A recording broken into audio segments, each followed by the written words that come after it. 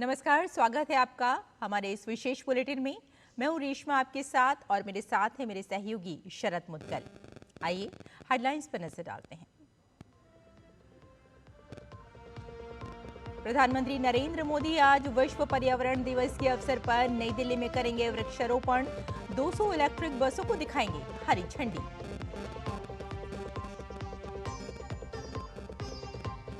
न्यायाधीश यशवंत वर्मा के खिलाफ चल सकता है महाअभियोग। सरकार राजनीतिक सहमति बनाने का कर रही है प्रयास।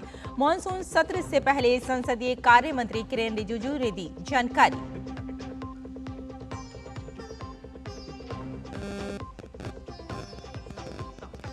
डोनाल्ड ट्रंप ने पुतिन से की फोन पर लंबी वार्ता। रूस के फाइटर जेट्स पर हुए हमलों के बारे में की चर्चा। पुतिन ने कही जवाबी हमले की बात। रूस यूक्रेन के बीच फिलहाल शांति की गुंजाइश नहीं।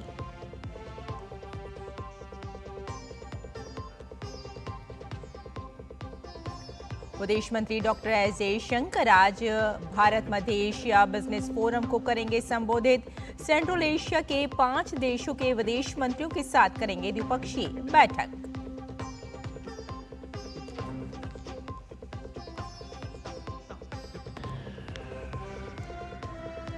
श्री राम जन्मभूमि मंदिर में आज होगी श्री राम दरबार की विधिवत प्राण प्रतिष्ठा। 101 आचार्यों द्वारा संपन्न होगा अनुष्ठान।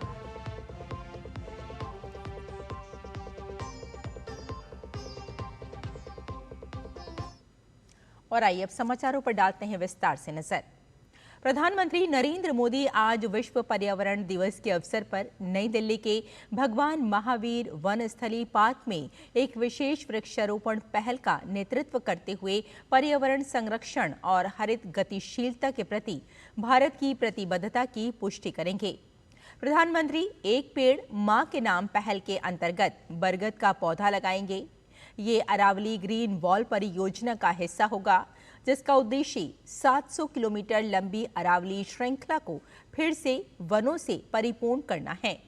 ये परियोजना दिल्ली, राजस्थान, हरियाणा और गुजरात सहित 4 राज्यों के 29 जिलों में अरावली पर्वत श्रृंखला के आसपास 5 किलोमीटर के बफर क्षेत्र में हरियाली का विस्तार करने की एक प्रमुख पहल है।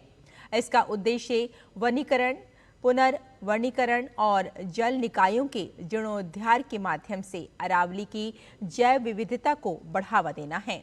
इसका उद्देश्य क्षेत्र की मिट्टी की उर्वरता, जल उपलब्धता और जलवायु अनुकूलता में सुधार करना भी है।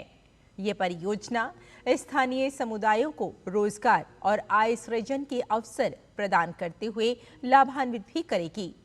इसके अलावा प्रधानमंत्री दिल्ली सरकार की सतत परिवहन पहल के तहत 200 इलेक्ट्रिक बसों को भी हरी झंडी दिखाएंगे।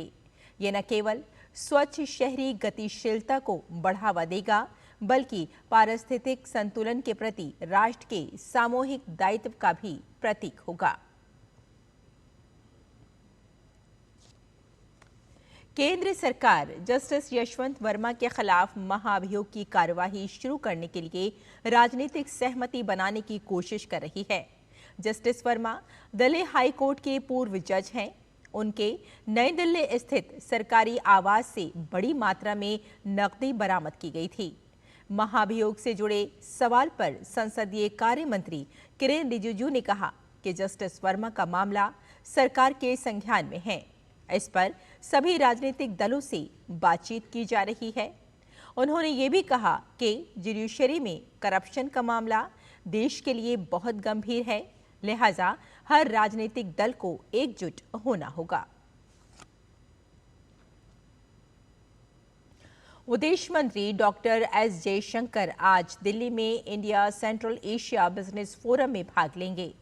इस बिजनेस फोरम में कजाकिस्तान के उप प्रधानमंत्री और विदेश मंत्री मुरत नोटलाऊ और साथ में किर्गिज गणराज्य के विदेश मंत्री जीनबेक कुलुबाएव और ताजिकिस्तान के विदेश मंत्री सिराजुद्दीन मोहिरुद्दीन, तुर्कमेनिस्तान के विदेश मंत्री राशिद मेहरदोव, उज्बेकिस्तान के विदेश मंत्री सैदोव बख्तियार ओडिलोविच शामिल होंगे।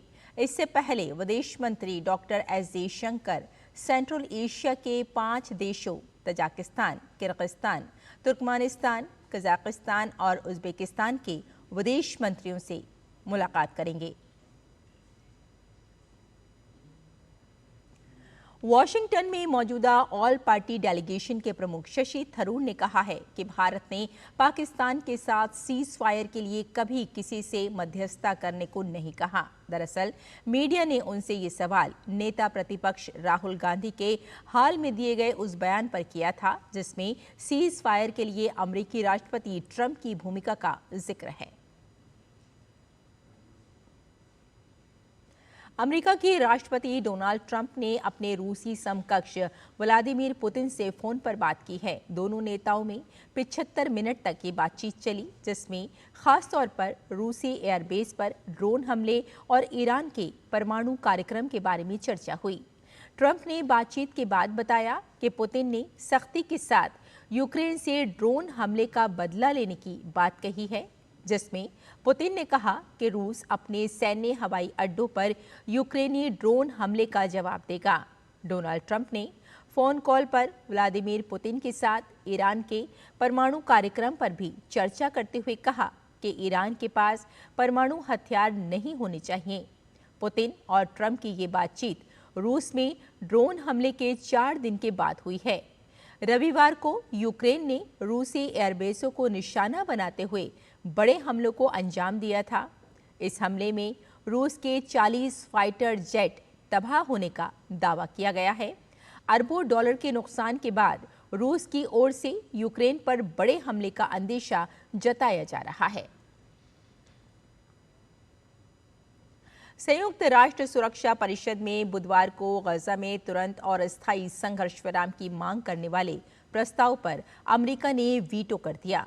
अमेरिका का कहना है कि प्रस्ताव में हमास की तरफ से बंधक बनाए गए लोगों की रिहाई को संघर्ष विराम से नहीं जोड़ा गया है, इसलिए वे इसे स्वीकार नहीं कर सकता।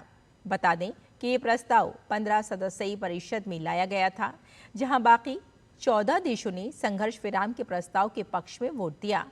अमेरिका के विरोध का बड़ा कारण है कि अमेरिका चाहता था कि प्रस्ताव में 7 अक्टूबर 2023 को इसराइल पर हमास के हमले की निंदा की जाए, हमास के हथियार छोड़ने और गाजा से हटने की भी मांग की जाए।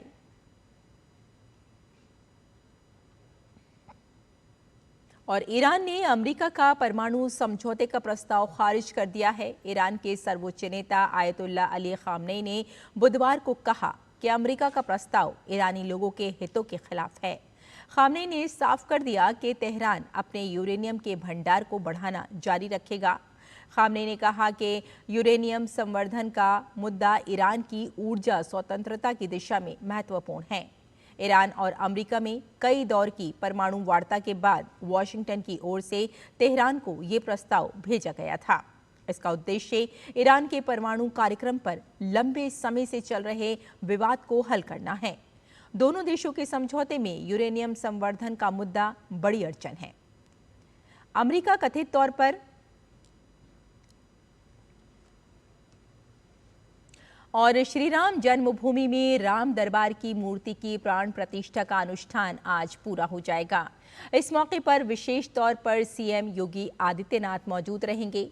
राम मंदिर के प्रथम तल पर राम दरबार समेत अन्य विग्रहों की प्राण प्रतिष्ठा के लिए पिछले 2 दिन से अनुष्ठान चल रहे हैं। इस दिन विशेष पूजन, आरती और भोग के अनुष्ठान किए जाएंगे। मंदिर के परकोटे में बने 21 छोटे मंदिरों में देवी देवताओं की मूर्तियां स्थापित की जा चुकी हैं। पहले दिन का अनुष्ठान सुबह 6:30 बजे यज्ञ मंडप के बाहर पंचांग पूजन के साथ आरंभ हुआ। दूसरे दिन देवताओं का पूजन, अन्नाधिवास, हवन, देवस्थान, प्रसाद स्नान, शिखर स्नान, नगर ब्राह्मण, शय्याधिवास और न्यास जैसी विधियां संपन्न हुईं। मंदिर परिसर में 21 देवी देवताओं की मूर्तियां स्थापित की गई हैं। और बेंगलुरु के चिन्नास्वामी स्टेडियम में रॉयल चैलेंजर्स बेंगलुरु आरसीबी के आईपीएल जीत के जश्न के दौरान हुए हादसे पर आईपीएल चेयरमैन अरुण धूमल ने गहरा दुख जताया है। उन्होंने कहा कि बोर्ड को मैदान पर जश्न के बारे में पहले से कोई जानकारी नहीं थी। उन्होंने इस त्रासदी को दुर्भाग्यपूर्ण और दिल दहलाने वाला बताया है।